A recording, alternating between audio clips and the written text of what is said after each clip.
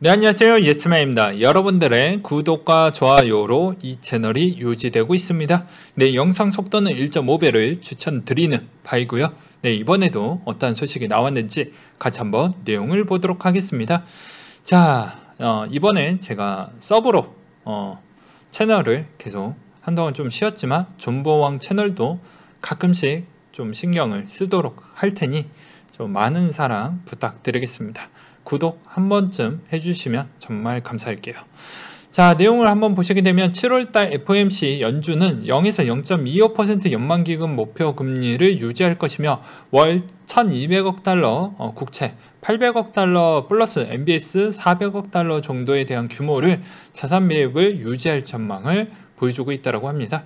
7월부터 현재까지 제로 금리와 양적 완화 정책이 제로 금리 및 2차, 3차 양적 완화 차이는 장기 국채, MBS 등 특정 자산 매입에 치중하기보다는 포트폴리오 균형적 매입을 하고 있다는 점과 미국 경제는 해당 팬데믹으로 인한 경기 침체에서 벗어나 경기 회복이 전개되는 가운데 단기적인 인플레이션 압력이 확대되고 있음, 인플레이션 압력 고조에 따른 자산 매입 축소, 금리 인상 및 대차 대조표의 축소 등 통화정책 정상화에 대한 요구가 있는 가운데 연준은 완전 고용과 물가 안정이라는 이중 목표를 안정적으로 달성하기 위해 최선의 정책적 대응과 방향성을 예고해서 커뮤니케이션 과정에 놓여져 있으며 대체로 통화정책 정상화 시행 및 가속화에 신중한 입장을 갖고 있다고 되어져 있습니다.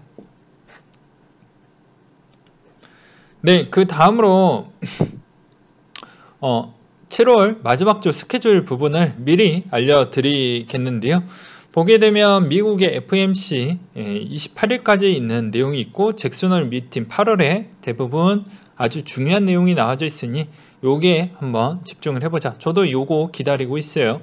그 다음으로 연준위원들이 23년에 기준금리 두 차례 인상 가능성을 시사하기도 했으며 BOJ 7월 금령위 요약본이 공개가 된다라고 되어져 있습니다. 그리고 29일, 30일 기준으로 미국의 2분기 GDP가 나오게 되겠고요. 30일 날 기준으로 디램 낸드 가격에 대한 추이가 나온다라고 되어져 있네요.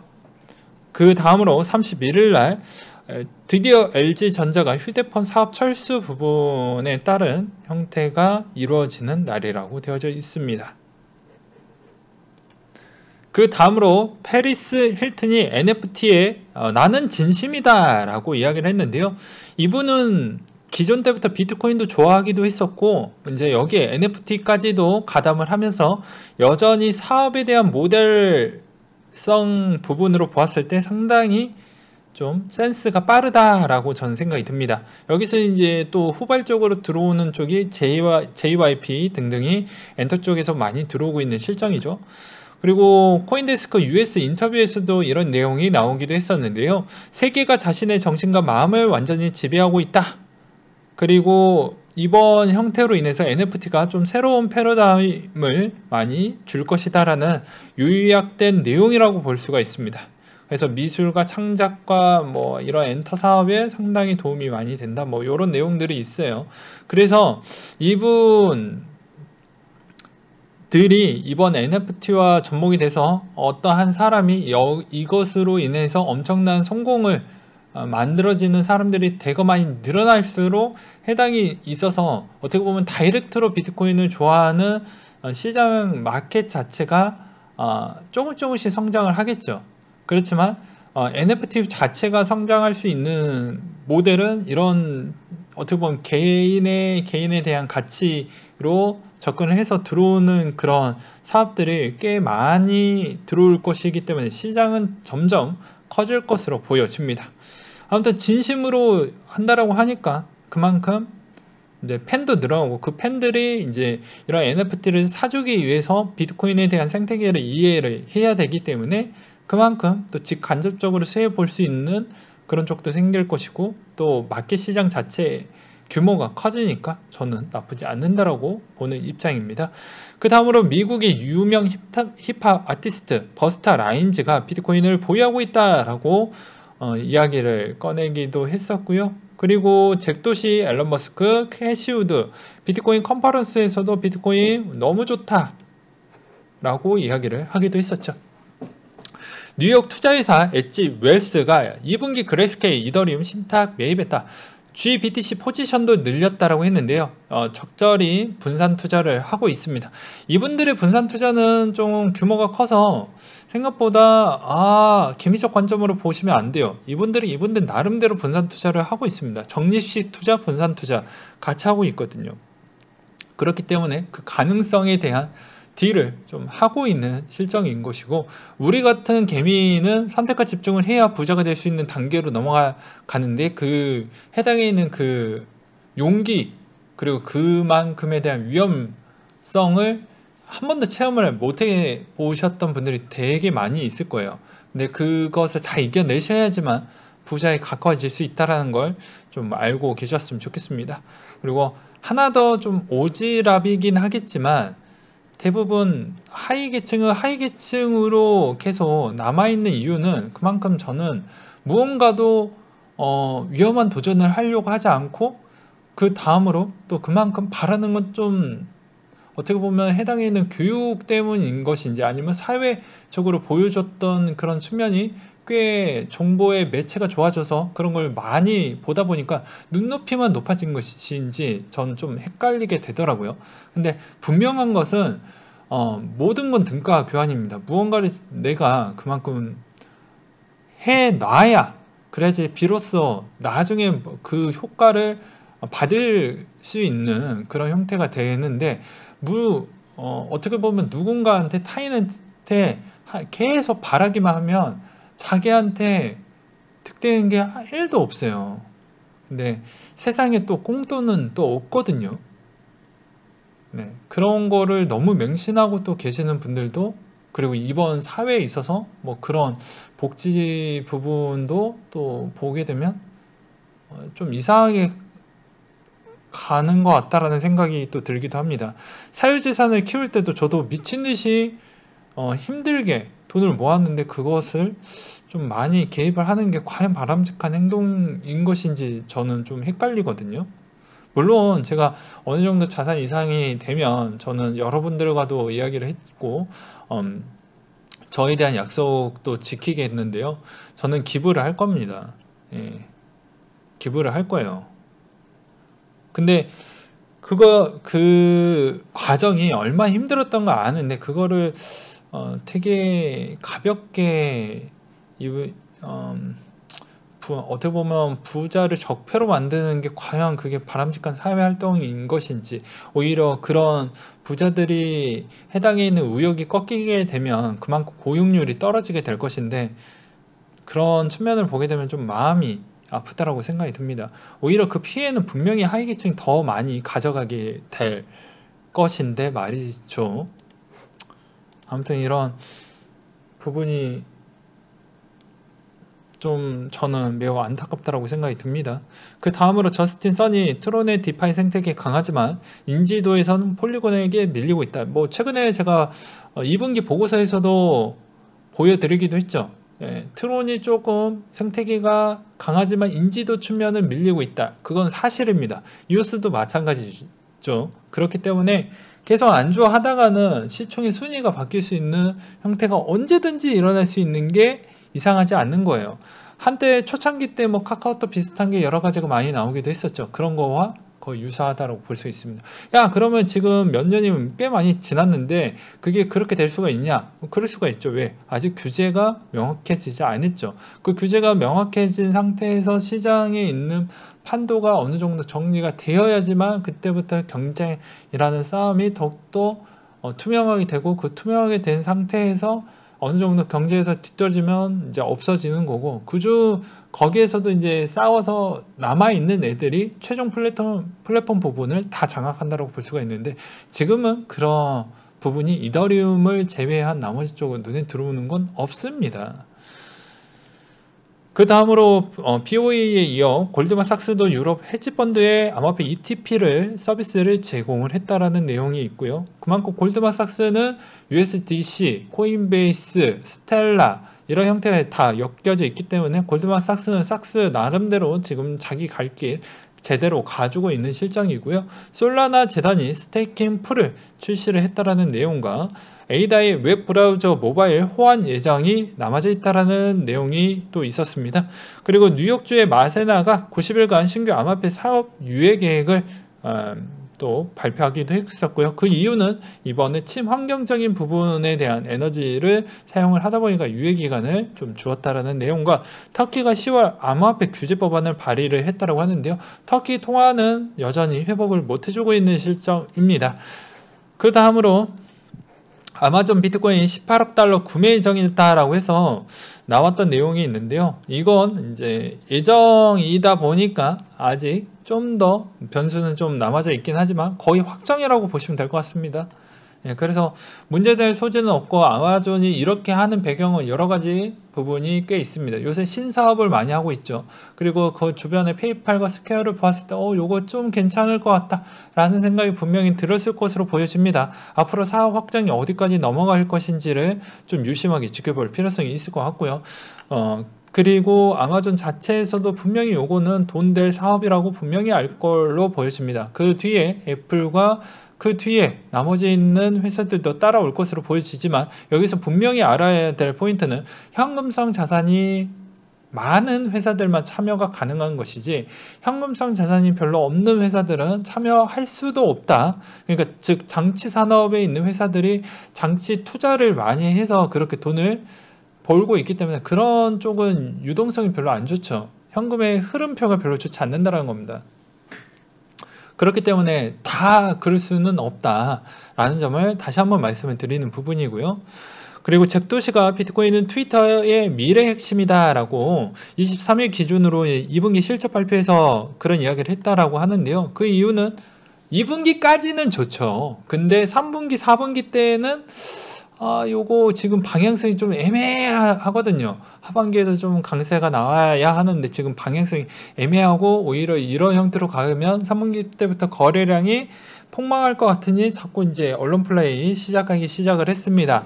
그래서 이때도 이런 이야기를 했죠. 우리는 트위터 미래에서 큰 부분이 될 것이다. 뭐 당연한 얘기를 하고 있죠. 예, 비트코인 추종자들은 트위터를 통해 가지고 하고 있고 코인 회사들도 트위터를 통해 가지고 정보를 공유하고 있는 실정입니다. 나머지 뭐 유명한 인물들도 여기에서 참여를 하고 있는 실정인 것이죠. 여기서 또 추가적인 언급을 했던 부분은 잭도시는 비트코인 인공지능 탈중앙화와 함께 트위터의 미래의 3대 핵심 트렌드 중으로 자리를 잡을 것이다라는 목표를 갖고 있습니다. 그리고 올해 말 DM 암호화폐 시험 운용할 것이라는 예상되는 소셜미디어 페이스북의 공격적인 디지털 통화 개발로 트위터가 암호화폐에 대한 도전에 있어 혼자만은 아니다라는 걸 또 알려주었는데요. 웃긴 거는 이제 자기의 사업 부분에 대해서 이게 상당량 이상 차지하고 있습니다. 일단은 영상을 다 만들어 놓긴 했거든요. 지금 나중에 제가 정말 시간이 부족할 때 그걸 올리려고 하는데 요거 나름대로 제가 또 재밌게 만들어 보았으니까 그거 나중에 올리게 되면 주말에 올릴 것 같은데 그거 봐주셨으면 좋겠습니다. 이번 주 주말은 아니에요. 아무튼 자기에 대한 실성장 동력 부분에 있어서 3, 4분기 실적이 많이 떨어지게 될 것이니까 주가에 영향을 받을 것이니 그런 생각을 갖고 있다라는 점과 SBI가 재작년 이맘때 올림픽 전에 리플 떡상한다고 했던 사람들이 되게 많이 있었다. 그런 사람들은 거의 추종자라고 볼 수가 있게 되겠는데요. 그때 당시 1만원 간다라고 선동했던 사람들이 엄청 많았습니다. 저는 오히려 이때 좀 부정을 많이 했던 부정론자 그리고 지금은 거의 부정에서 조금 중부정론자로 일단 남아져 있어요. 왜 그러냐? 저는 되게 투자에 대한 수익 기간도 중요하고요. 예. 그리고 투자에 따른 수익률도 중요하고요. 그렇기 때문에 이런 부분에 있어서 리스크 부분도 보고 기간 대비도 같이 보고 있죠. 그러다 보니까 이게 과연 적정할 것인지 아닐 것인지도 많이 따져보고 투자하는 입장입니다. 그러다 보니까 물론 가능성을 어떤 게 좀 더 효율적으로 더 많이 안정적으로 수익을 줄 수 있는 그런 코인 쪽으로 접근을 한다라는 것이죠. 근데 이게 저한테는 약간은 부합되지가 않다 보니까 이번 형태에서도 리프 부분은 좀 제외하기도 했습니다. 그리고 약간 좀 위험성도 좀 있고 과거 대비만큼은 그때 당시에도 좀 이번 소송권으로 인해서 이렇게 슈퍼 떡상이 나오려고 하면 오히려 그 해당에 있는 에스크로 물량에 대한 SEC가 요구했던 그것을 소각을 해주어야지만 진정한 합의를 해줄 것으로 보여지는데 그게 쉽지가 않다 보니까, 그리고 그걸 인정하고 싶지 않은 방향이 오히려 시간을 질질 끌어가고 있기 때문에 이게 쉽지가 않을 것 같다는 생각이 좀 들었었거든요. 그때 당시에는. 그래서 그거를 좀 제외하고 다른 포트폴리오 형태로 꾸며서 그만큼에 대한 다른 수익성을 지금도 계속 제고를 하고 있는 시점입니다. 앞으로에 대한 리플은 소송 부분이 어느 정도 좀 끝나야지만 괜찮다라고 생각을 하지만 오히려 저는 비슷한 성향을 갖고 있는 스텔라에 더 집중하는 게 더 낫지 않겠냐라는 주장을 좀 내비치고 싶어요. 근데 이런 이야기를 하면 또 엄청나게 리플에 투자했던 사람들이 또 공격을 하겠죠. 저는 항상 결과론적으로 투자를 하는 부분이고 그거에 따른 실패도 어느 정도 제가 감당할 것이기 때문에 저의 매우 주관적인 생각이다라는 점에 그냥 알고만 계셨으면 좋겠습니다. 이걸 절대적으로 이렇게 간다 이렇게 저는 표현할 수는 없어요. 왜 그러냐면 시장에 해당 코로나가 터질지 누가 알았겠습니까? 그게 또 올림픽이 망할 줄 누가 알았겠습니까? 다 가능성을 보고 투자하는 겁니다. 정답은 없는 거예요. 본인이 선택하고 그거에 따른 결과물을 받는 것이죠. 그래서 그게 남의 탓이 되면 안 된다는 겁니다. 자기가 결정하고 자기가 그걸 선택하고 기다렸기 때문에 그거에 따른 결과물은 그대로 그냥 본인이 수용을 하는 거예요. 그러니 그 과정 동안 여러 가지 자료를 많이 찾아봐야 되겠죠. 근데 그것을 게을르게 했던 사람들은 그거에 따른 결과값을 그렇게밖에 못 내겠죠. 그러니 이것 또한 투자의 센스라고 볼 수가 있는 것입니다. 물론 제가 잘했다는 게 아닙니다. 항상 이야기를 하지만 그만큼 어떻게 리플이 이런 부분을 과제를 잘 풀어나가느냐에 따라서 좀 달라질 수 있다라는 점을 좀 알려드리는 부분이고요. 그리고 한국에 치중되어져 있는 모든 거래소의 XRP에 있는 갖고 있는 유저가 너무 많기 때문에 항상 유튜버 분들이 XRP에 대해서 자꾸 좋은 이야기를 할 수밖에 없는 건 조회수의 영향이 매우 큽니다. 전 조회수 별로 신경을 쓰긴 하지만 그렇게 많은 형태로 신경을 쓰진 않아요. 솔직히 말하면 제가 뭐 공부했던 거 그냥 올리잖아요. 재미없을 거 뻔히 알면서. 그리고 어떻게 보면 도움은 되겠지만 분명 조회수한테는 전혀 도움이 안 되는, 그게 이런 측면이 좀 있거든요. 근데 유튜버 생활로 유튜버에 대한 수익 구조를 생각을 해서 한다라고 하면 그렇게밖에 편중을 해서 나갈 수밖에 없는 건 뭐 어쩔 수 없다고 생각을 합니다. 그런 거는 구독자 여러분들 각자 한번 판단을 하셨으면 좋겠어요. 뭐 제가 여기에서 뭐 굳이 뭐 유튜버의 타인 유튜버를 비방하거나 그럴 필요는 없으니까요. 알아서 매번 이야기를 했지만 방대한 정보의 양을 편집할 수 있는 그런 실력을 키우셔야 됩니다. 내 머리에서 편집이 끝나면 그게 어떻게 투자에 연결이 되고 그 투자가 어떻게 보면 빠른 성과를 낼 수 있을 만한 그런 기간까지 다 고려를 해서 거기에서 가장 나의 최적화된 그런 형태를 맞춰가지고 투자에 임하셔야 되겠죠. 제각각마다 연령대가 다 다르잖아요. 누구는 결혼 자금에 좀 조금이라도 도움이 되기 위해서, 누구는 뭐 대학 뭐 학자금 부분이나 뭐 자녀 학자금이나 뭐 이런 사정이 있지 않습니까? 그게 다 다르기 때문에 뭐라고 얘기할 수가 없는 거예요. 물론 또 잡소리가 또 많이 해줬죠. 그렇지만 매번 이런 부분은 오늘 조금 더 싫은 소리를 할 수밖에 없는 이유는 다 이런 부분이 있다라는 거예요. 즉 내가 갖고 있어서 내 새끼 정말 막 오냐오냐 해가지고 하면 삐뚤어지죠. 똑같은 겁니다. 내가 갖고 있는 주식이라고 해서 이 주식 정말 괜찮을까, 조금만 더 기다려주면 좋겠지. 근데 그게 한 해마다 계속 결과물이 조금이라도 좋아질 수 있겠지만 그게 계속 시간만 가고 계속 횡보할 수도 있어요. 오히려 정말 안 좋은 형태로도 갈 수도 있죠. 코인도 마찬가지입니다. 시간이 계속 흘렀을 때 계속 횡보할 수도 있고요. 올라갈 수도 있지만 만족스러운 기간 때문에 만족스러운 수익률을 안 낼 수도 있는 거예요. 그런 걸 좀 더 냉철하게 좀 보실 필요성이 있는 거예요. 내가 갖고 있다고 해서 여기에 팬이 되고 그러면 안 됩니다. 투자는 그딴 게 없다니까요. 그냥 동물의 세계와 똑같은 거예요. 예. 그냥 먹고 먹히는 관계에서 누가 먼저 살아남을 것이냐. 그 살아남았을 때 내가 얼마만큼 그 파일을 가져갈 수 있는 거에 집중을 하셔야 됩니다.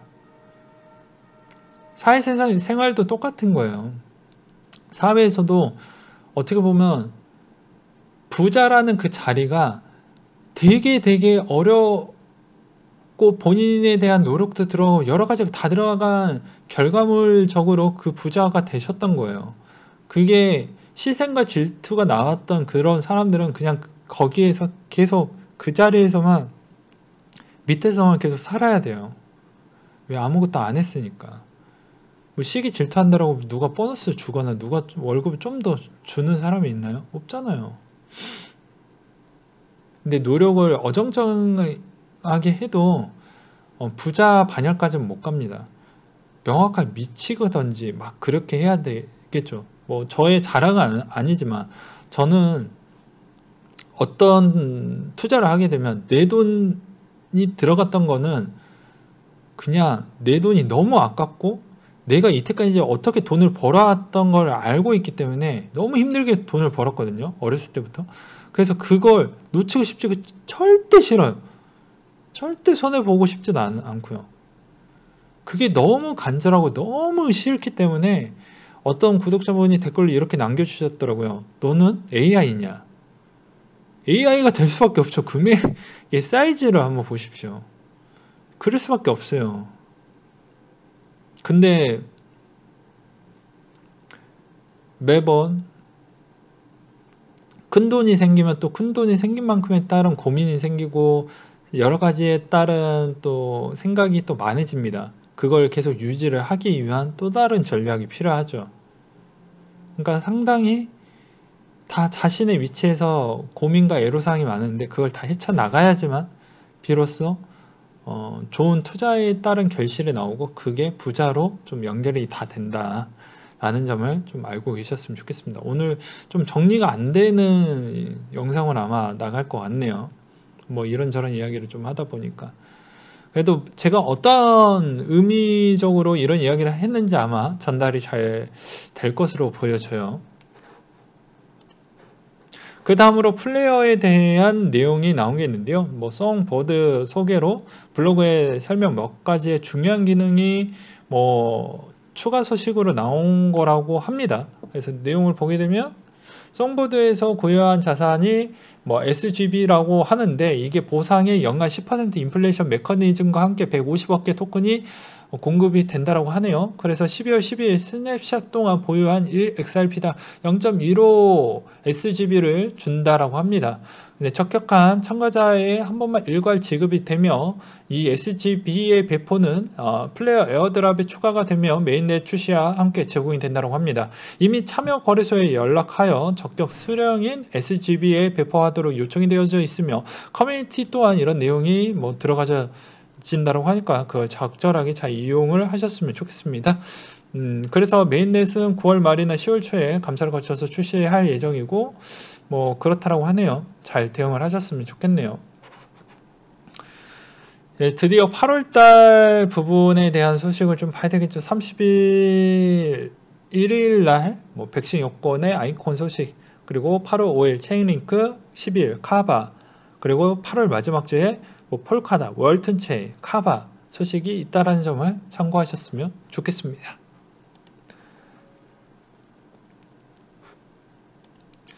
마지막으로 비트코인 차트에 대해서 한번 보고 넘어가도록 하겠는데요. 시장에 대한 관심도는 많이 식어갔던 것 같습니다.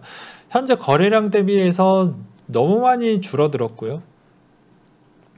이번 7월의 마지막 주 시점이 끝나는 형태가 어떻게 그려지느냐도 매우 중요할 것 같습니다. 그리고 8월 달에 제가 또 매입하는 아주 중요한 시기가 그려지는 부분이다 보니까 저도 매수 포인트를 어느 시점에 잡을지 저도 매우 고민이 많아지는 형태라고 볼 수가 있게 되겠고요. 여러분들도 아마 저는 잭슨홀 미팅 전후 정도 때 맞춰갖고 아마 진행을 할 것으로 보여지니 이 점도 참고하셨으면 좋겠습니다. 뭐 물려도 어차피 저는 장기로 이 물량은 가져갈 것으로 보여지기 때문에 크게 뭐 언제 파하실 거예요? 이렇게 굳이 물어보시지 않으셔도 될 것 같습니다. 만약에 물어보신다고 하면 뭐 이런 거겠죠. 이렇게 가다가 여기에 전고를 뚫고 10만이 넘어가게 되면 뭐 알트도 마찬가지로 10만 만큼 올라간 만큼 또 나머지 알트코인들도 다 같이 올라가게 될 것인가, 그때는 또 질문을 하실 수는 있겠지만 내려가게 되면 뭐 굳이 물어보실 필요 없이 그냥 존버한다. 네.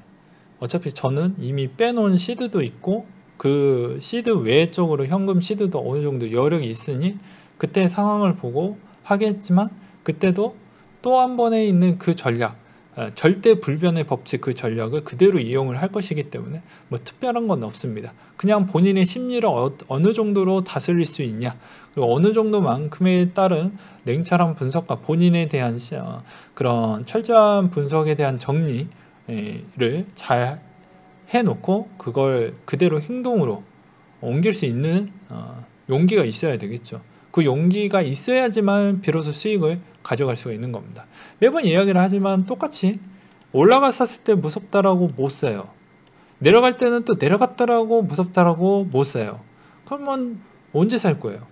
그렇죠? 어느 정도 감내하고 해야 됩니다. 내려갈 때 무섭다라고 하면 기다리면 되는 것이고, 올라갈 때는 목표치 부분을 도달을 하면 너무 터무니없는 목표치는 힘들겠죠. 그러니까 그런 거를 좀 계산을 하고 본인 나이 대비 계산을 해서 필요한 자금을 꼭 쓰셔야 됩니다. 그런 게 아니면 모든 거 인생에도 꼭 돈이 다가 아니에요. 뭐 배우자도 진짜 중요한 배우자를 만나서 내 인생에 진짜 엄청 도움이 되고 더 시너지 효과가 나오는 그런 사람이 있고, 진짜 뭐 또 어떻게 보면 아이에 따른 자녀를 낳는 그 아이가 주는 그런 행복은 또 말로 표현할 수 없다라고 합니다. 물론 저는 결혼도 아직 안 했고 아이도 아직 없는데 뭐 대부분 그런 이야기를 많이 해요. 그러니 여러분들도 그런 타이밍을 놓치게 되면 다 쉽지가 않습니다. 되돌아오지 않는다는 거 아시죠? 본인의 뭐 과거에 뭐 젊었을 때 뭐 나 되돌아가고 싶어 10대 하면 되돌아갈 수가 있는 게 아니잖아요. 비트코인 투자 실패했으니까 과거로 돌아갔으면 좋겠다 하면 다 누구나 돌아갔겠죠. 그만큼 이 시간 매우 소중하고 그 소중한 시간 잘 활용을 해서 그만큼 가성비 있게 하루하루를 잘 보내셨으면 좋겠습니다. 투자도 마찬가지로 거저 돈 버는 시장 아닙니다.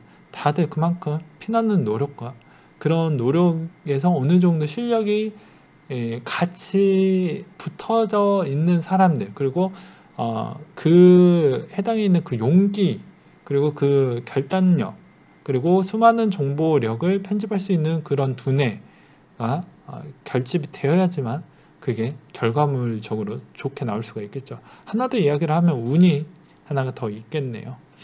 계속 반복적으로 이야기하는 부분은 이게 정말 기본 중에 매우 중요하기 때문에 그렇습니다. 그래서 제가 이렇게 정보를 제공을 해주는 부분 또한 어느 정도 필요한 부분만 좀 흡수하시고 나머지 또 유튜브나 따로 자료 찾아보셔서 또 거기에서 나왔던 자료 또 편집해서 또 흡수하시고, 그러면 그 두뇌 안에서 나왔던 그런 자료들을 또 결합을 해보시고 조각을 맞춰보시고, 그리고 본인의 생각은 섞었을 때 어떻게 좀 그려갈 것인지에 따라 길만 터두는 것이지, 너무 뭐 진짜 음모론적이나 말도 안 되게 막 이렇게 막 아무리 미래를 한번 그려본다라고 해도 너무 말도 안 되게 막 그려보는 건 좀 바람직하지 않겠죠. 뭐 예를 들어서 뭐 이렇게 예시입니다. 예시. 예를 들어서 뭐 XRP가 뭐 저기 뭐 기존에 뭐 미국의 지금 바이든 대통령이 뭐 엄청 많이 갖고 있는데 그것을 오히려 숨기고 지금 계속 눌리고 있다더라. 그 물량 자체가 뭐 어디에서 어디 쪽으로 흘러가고 있다. 뭐 예를 들어서 이야기를 하는 겁니다. 그래봐야 의미가 없다라는 거예요. 그렇게까지 오는 건 좀 바람직하지 않고 그냥 산업 트렌드 부분에 있어서 어느 정도 선까지에 대한 길이 이 정도가 나올 것 같으니 그거에 따른 약간의 수익성이 나올 수 있을 만한 기대감의 호재와 여기에서 악재로 나올 수 있는 기대감의 그런 음, 실망감 그리고 두려운 부분을 어떻게 내가 방어를 해낼 것인지에 따른 그런 내용을 좀 정리를 해서 최악의 상황일 때 내가 어떻게 버텨낼 것이고 어떻게 준비할 것인지 이를 좀 준비를 해 두시고 그렇게 하셨으면 좋겠습니다. 어차피 결과론적으로는 이번에 델타 변이도 끝나게 되면 언젠가는 유동성을 줄일 날이 올 것입니다. 그러면 그때에 따른 또 충격은 어마어마하게 오겠죠.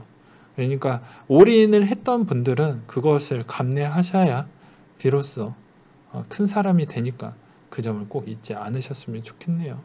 네, 이상으로 마치도록 하겠습니다.